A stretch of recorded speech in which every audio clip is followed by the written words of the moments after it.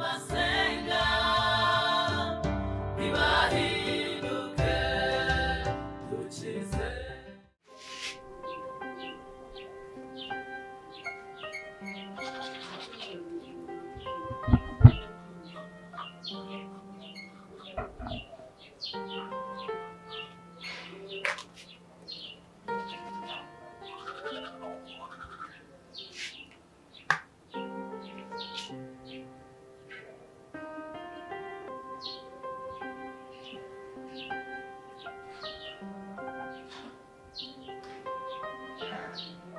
Komani ibintu ndabona bitoroshye. Mana dutabare ni ukuri ko ndabona mukomerewe arakomerewe pe. ejo ubwonye baraye barwana mbwira kamanguka.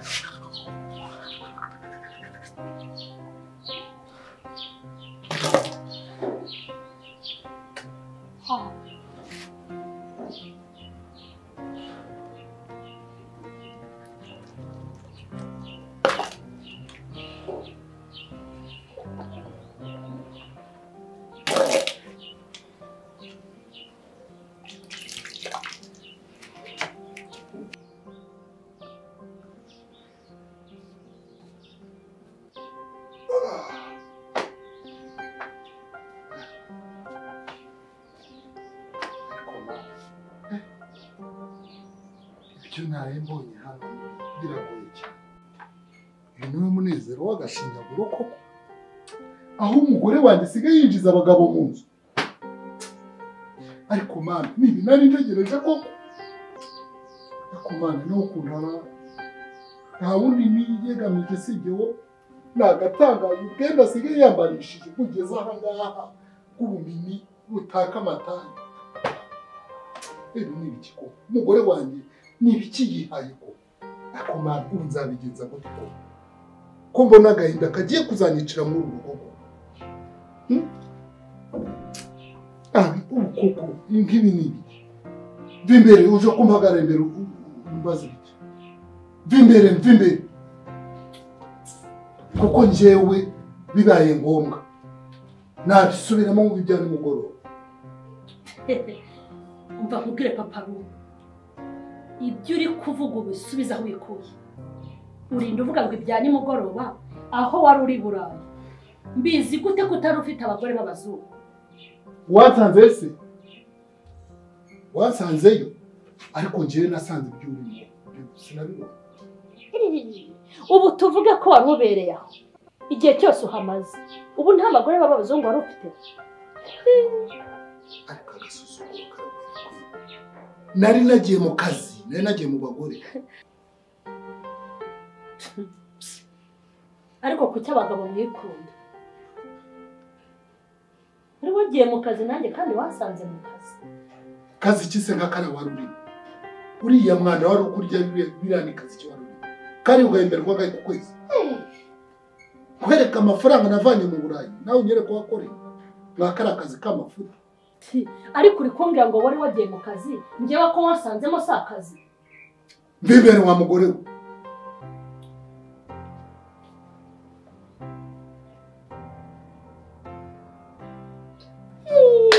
aragenda rero ajya mu bazungu baba bazi ngo baratubyaje ntawadukunda ntawatwemera. ibyo biramureba.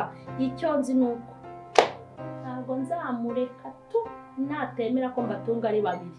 azarurere ubundi se ko naguye ntacyo ngeramira nakomeza gugurana n'imisaraba njye simbishaka stress.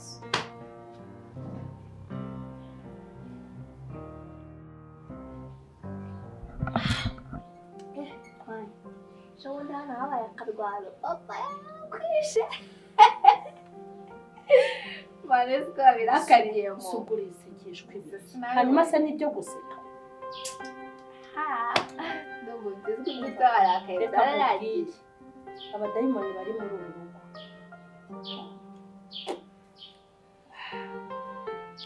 Senyeri mama nawe birakariyemo ariko ntakundi. ariko mama none nyamara uko ukwiye kumfasha uru rugamba tukarurwana kandi ukanshyigikira nk'uko twabisezeranye. igihe wanze witwa cyaka se niba umpaye akantu oya wanze umanura ayo mazi. uzi ko kuva natangira kunywa inzoga uzi ko ntagishaka ibintu nk'ibi. banza usome urandodira amazi udodira ndetse ko Yesu yatubohoye. Yesu yarabirangije. cyane simbizi aka kantu nzakakugurira mwana magagira ariko njyewe sinzi ukuntu usigaye neza. Ndumva rwose nta kigenda, umutima wanjye usigaye uhabye, ndara niruka nkirirwa niruka, amanywa yanjye n'ijoro ryose isigaye mbona ribu. nyamara mama sinakubwiraga ni amahoro ushobora kugira ubikore bwawe bwiza. Umva wagakobwa we nasi ntuzongere kunyubaho kandi nyoko. Umva ukuntu wishyanuye.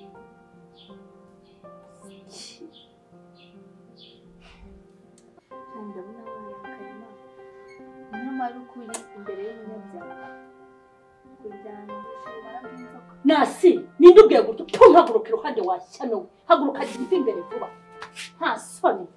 Nako gatangiye kujya kishanura nka rusi.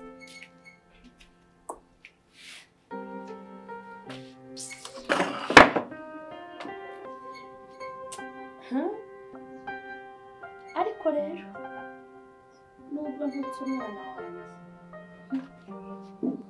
ako kubera icyo ahantu hose ndi kubura amahoro. Nubwo ntutse umwana wanjye aya magambo ari kuvuga ntabwo ari we uyibwiye. Kuva nava koma sigaye numva ameze nk'umuntu bikoreje isi. Wagira ngo nikoreye isi mu birenge, wagira ngo nikoreye kuzimu. Ndagenda nkumva ndaremerewe ariko si uko nkora iki. Ntabwo sheri wanjye nzamureka.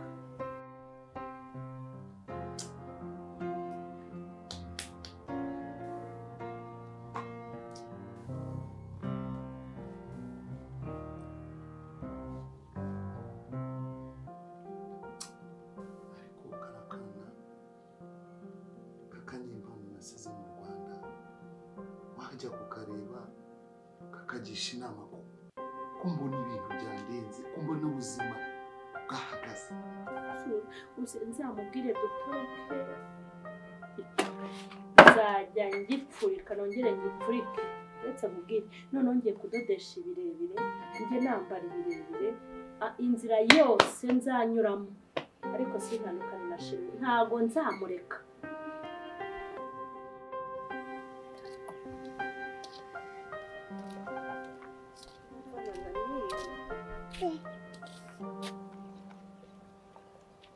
Uko bite?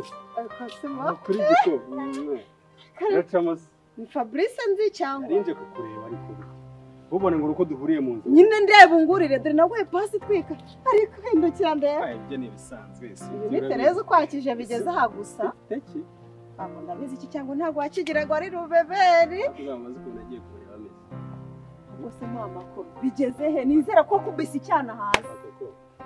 Ubwire rero sibyo. Tuvugana nanje kureba. Uranyumva neza. Ubone rero nandi kwatanya ndenga imihanda n'imisozi reba inzira za panye zose mbanyuze. Ahubwo duhuye ujya. Jewe nyine ndi gutimbira bisanzwe ngiye kugura akantu kugira ngo nikure muhango mfanarara. None se basi. Kuri nika yanjye. Kuri umucama wanjye. Ko nzi ko uri umuntu wanjye wahaye. Kucyugira gutyo kama pase y'inyatsi nkiri. Pase y'inyatsi Fab. Ubwo amaze kugera ku cyo washakaga utangiye kuzana ubugoryi nk'ubwo. Nashaka. Fabri banzungurira ibindi byihorere hoya. Ndashyo mpaye pase kandi uzi ko ufite umugabo urugabo rumeze kuyamara. Gusa ufite ubwo kuri hasi kira cyane no kuri ko bana rero umugabo wamubonye ko umugabo wabahanze no ko nyine nibyo urashinaraje umugabo ari hanze yaraje nsanga umugabo yaraje ibyo tubire kuki ugenda ukama ikigabo kimeze kuriya uko kimeze ese umugabo wese meruka abahanze simeruka abahanze yigizaza yaraje noneho mukuze nsanga umuriro waratse ndabyumva oya mbara umizo story neza ngo ubundi wakabaye nka pasi uzi icyo umugabo azaza kuba yari afite umugabo we nari mbizi sibyo ariko akaba amapasi zijya azazira uzi uko bimeze gahunda zose uko zimeze kiraza kinsanga mu rugo rwa rukara rwacuye shana nubwo ikigabo cye ndakibona ntabwo ikigabo cye ndakibona none nahise ngifata mu mashati ahubwo urabizi nta mahane yawe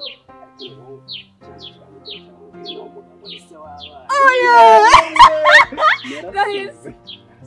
Simera nk'imboga ziri mu mutwe. kumwe ko Tereza mwese murangizanya se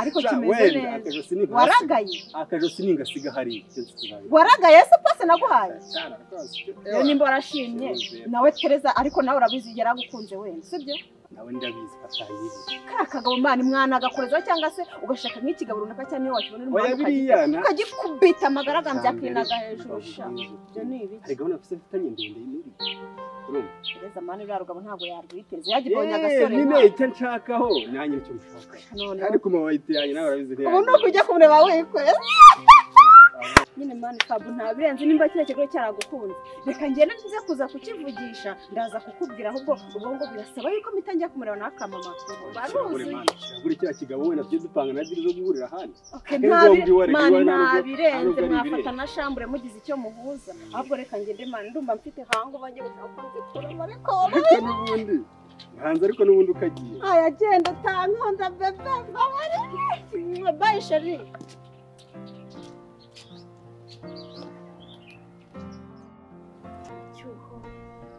ko nta n'igisobanuro natanga ko yafatanye na Fabrice kuko ndagira gute kandi ikindi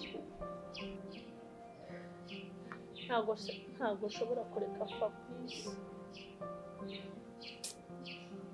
mba ndi kureba amafoto ye buri kanya mba ndi kureba ukuntu yanyohereje kuva nabaho mu buzima yego umuhungu uzi gutanga ntabwo nzareka Fabrice aho kugira ngo mureke nimbona bikomeye uyu mugabo nzamuroga niwo mwanzuro ntabwo nzamuroga ngo mwice oya nzamuroga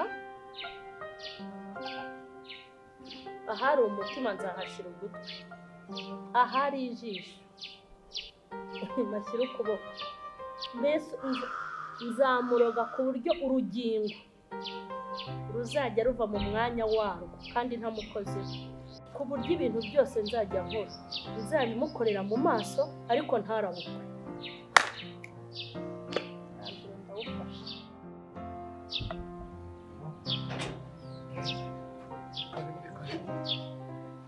karibu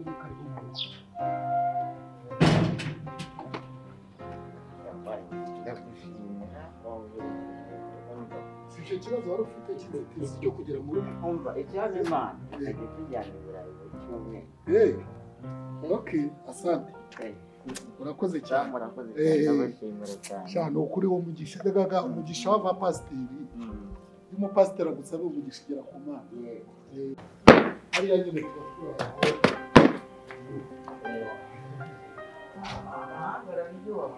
amahanga arahanga ariko ndabona yarakuryoheye nta kibazo bitabaye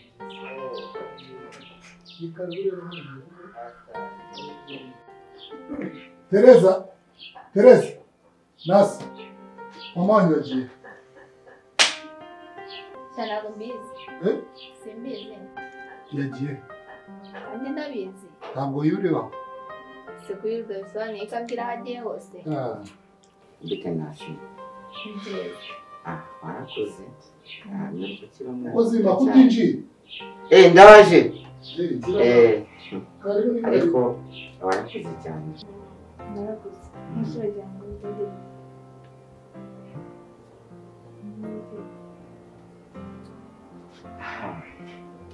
katende Valence nari wunganira n'umwana kanazi kamaze gukura gusiga kagira ibiganiro byiza shaka amaze gukura muheruka atarajya ku ishuri ariko niko wongeye kugaruka ahangaha wongeye kugaruka muri uru rugo umumaro w'iteka yashimiye kongera ahantu ntabwo ushaka hano ase ko mperuka mbere wanyirukanaga nta nkweto nambaye ko nzi ko Imana yishe umuzimu none nkaba nambaye inkweto kuki tica uwo muri uwo mutwe wawe ese undi wabuze ibyo wiyogoshesha ase madam nimba warabuze ijana ryo kwiyogoshesha wazakoresheje icupa madam wagize icyo kibazo nawe ubwawe uri umuzimu madam wagize icyo kibazo kumbona ufitanye ikibazo n'isi bimeze neza ikibazo wagize n'iki uyu mwana nagutwaye singa ushaka ahangaha ntabwo bishoboka ko nagenda karabaye ngaho ntabwo bishoboka ntabwo bishoboka reba umuryango aho oya ntabwo bishoboka cyangwa uzi ko wicaranye n'intare tuza umva ndakubwiye ngo reba umuryango aho uri madam wicaye none usiga kubitira n'abakozi mu nzu yanjye ngewe nta muhirimbiri nshaka hano w'umurokore ariko watuje umutima madamu ngewe ndi madamu ubundi isaza bw'Imana ikabanza ikakwigisha kuvuga madamu nawe se ndi madamu madamu umva tuza kubwire madamu kuko usigaye kubitira n'abakozi n'Imana mu nzu niyubakiye nguyu muvumo koko tuzakukusanya ubundi se uri muri uru rugo ni muke utazanywa nawe se umuvumo wavanye Burayi wonyine utazanywa nawe none watuje n'abakozi b'Imana baraza mu rugo ukabakubita umukozi w'iki w'Imana Imana nawe wagira ngo yabuze abakozi none se Imana izavugira mu biti cyangwa mu mabuye izavugira mu bantu nishaka izajya no mu biti no mu mabuye tuza rero ibintu byose bigenda gake none ugiye no kumukubita turahakwe reka ntuze mbihorere mukomeze mu rugo sa rwose nawe ubundi mukozi w'Imana n'akantu nyine kaba kabaye ihangane ibi nta kibazo cyabyo ko ibi biroroshye cyane ku byo njye nagiye mbona sibyo ibi biroroshye cyane ni nk'agahinja kuri njyewe agahinja ni kandi uvuze agahinja ni kandi